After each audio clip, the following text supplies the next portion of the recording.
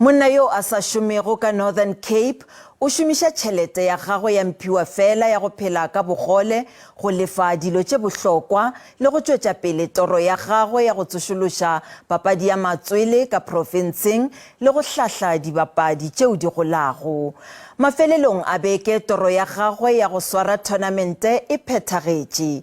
Dihlopha tša selegae tše tharo di tšea karolo papading ye. Number 1. Baswa ba tswile ka bontši jwa bona go tla go bona papadi e ba e ratago ya matswele. Phaka yeo tournament e swaretšeng go yona e kile a beile talana ka matšoba le meswinki ya bana bjale e hlokomologile.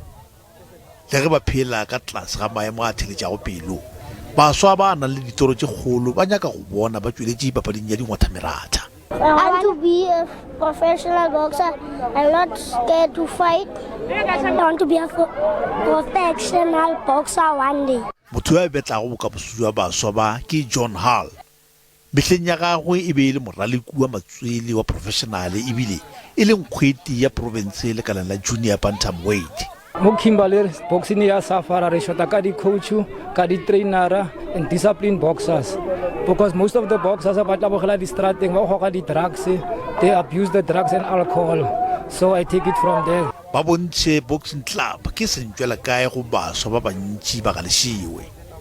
Mo lebakeng le Hall o hlahla baswa ba 25 ba ba akaretšago basetsana ba bararo.